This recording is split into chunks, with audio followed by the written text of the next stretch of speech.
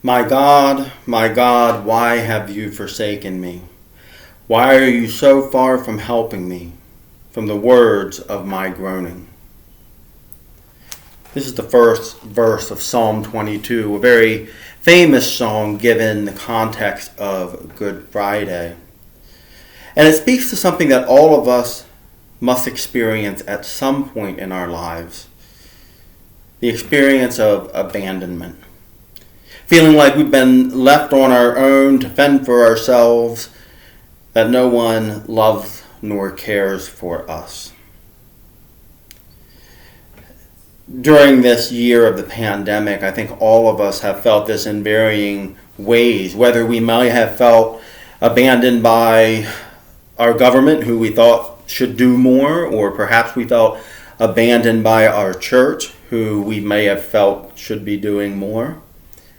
Maybe we felt abandoned by friends and family as everybody tried to cope with what's going on, that we all became wrapped up in our own little bubble, our own little environment, and have forgotten about one another sometimes. I've made it no secret over the years that I do not like Good Friday. I know usually when I say that, I get looks of shock and questions of essentially, how can you be a pastor and not like Good Friday? I don't think Good Friday is good. I've usually heard the argument, Good Friday is good for us. Yeah, but it was a pretty bad day for Jesus, so it doesn't quite work out in my head. I'm not a fan of Good Friday because we have emphasized the pain and suffering of Jesus so much that we miss where we're going to. That everything gets tinged with death and suffering. But we'll pick that back up on Sunday morning.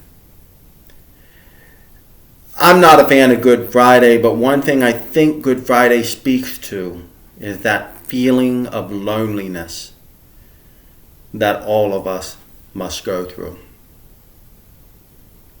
St. John of the Cross described a feeling of separation from God as the dark night of the soul. He had a book by that name. And it's a wonderful study in how we can feel separated from God. Like worship and songs and being with other people bring us no joy. And we don't know how to connect with God or even to connect with one another. All I can say is that God doesn't abandon anyone. Some bad theology that's out there about Good Friday says that when Jesus said the words of this psalm on the cross, that it was because God was turning away from Jesus. I can't go into all the reasons why that is bad theology, but let me use the easiest example.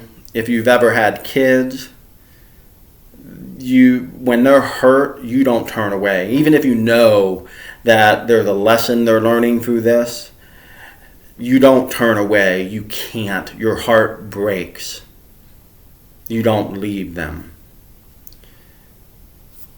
That type of theology only works if you like to see God as an abusive parent, which I think, unfortunately, way too many people do. Instead, it's a reminder that Jesus experiences the same things we do. Those feelings of loss and abandonment are often at the heart of who we are. I wrestled over the years with how do we define who we are? What experiences make you be who you are? And I found over the years for myself, while good experiences do really influence me, it's often bad experiences that have the greatest impact. I'm certainly by no means praising bad experiences, and I think we should seek, in parenting and in other ways to increase good experiences. But experiences have a way of helping us to understand how we act and interact with the world. On Good Friday, I want to invite you to reflect on your own experiences in relation to what Jesus is experiencing on the cross. How do you feel abandoned? And I want to encourage you not to run away from those feelings. Don't get lost in them by any stretch of the imagination. As I said, there's no way that God turned God's back on Jesus. It's not possible. I'm not saying get lost in those feelings, but I am saying that those feelings that you have are valid. It's okay to feel helpless and lost sometimes. It doesn't mean you've turned your back on God. It doesn't mean that God has turned God's back on you. That's a much too simplistic way to view our lives. It just means that you are a person, that you have these experiences. And the scriptures and Jesus' experience affirms that this happens in our lives. The time is coming when you'll be wrapped in a nice hug. The time is coming when we'll celebrate new life. But we have to remember that these experiences help to shape who we are, how we will treat each other, how we treat our family and friends, how we treat our church, how we live out our faith. These things are often influenced by how we experience God or how we may not experience God.